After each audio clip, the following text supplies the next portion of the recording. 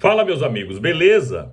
Bom, depois da porrada que os americanos deram no governo brasileiro, né? Na verdade, no Brasil como um todo, colocando tarifas de 25% sobre qualquer exportação brasileira para os Estados Unidos, exceto alguns produtos que os americanos precisam muito. Agora é que o bicho vai pegar mesmo.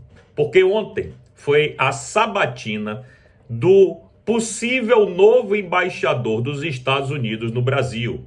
E ele é o republicano, deputado estadual lá nos Estados Unidos, Daniel Pérez. Bom, ele é um discípulo do Marco Rubio, é considerado um cara super conservador, linha dura e que vai aplicar aqui as mesmas medidas que o Marco Rubio está aplicando em toda a América Latina.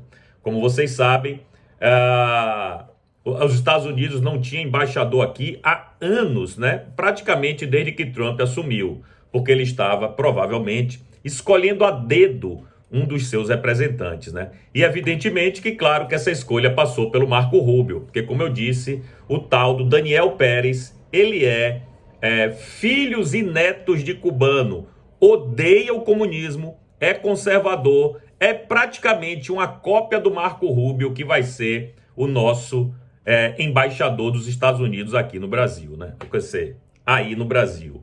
E uma curiosidade, ontem na sabatina dele, lá no Congresso americano, ele falou, foi perguntado evidentemente, e ele comentou quais são os desejos dele para o Brasil, como é que ele iria atuar em solo brasileiro. E ele disse o seguinte: as minhas prioridades são liberdade de expressão, reforçar as instituições democráticas e liberdade de imprensa. Claro que ele falou de terras raras, claro que ele falou rapidamente sobre as tarifas, etc e tal.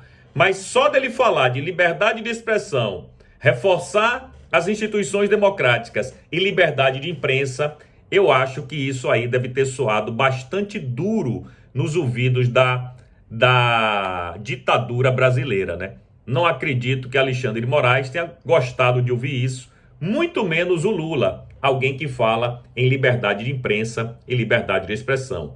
Ele também falou da perseguição das Big Techs e que ele iria tomar providências, ou pelo menos começar um início de diálogo em relação a isso com as autoridades brasileiras. Ou seja, galera, se preparem porque vem aí tiro, porrada e bomba para cima dessa esquerdalha podre.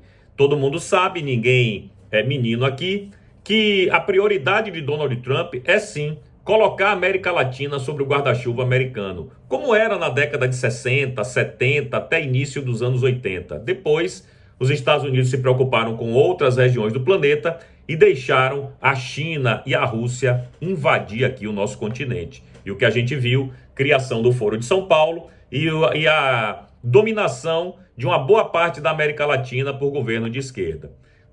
Isso está sendo revertido pouco a pouco, porque nas últimas 5 eleições no nosso continente, apenas o Uruguai elegeu alguém de esquerda. E mesmo assim, é aquele esquerdinha tímido, né? Não é aquela esquerda raivosa que a gente tem no Brasil.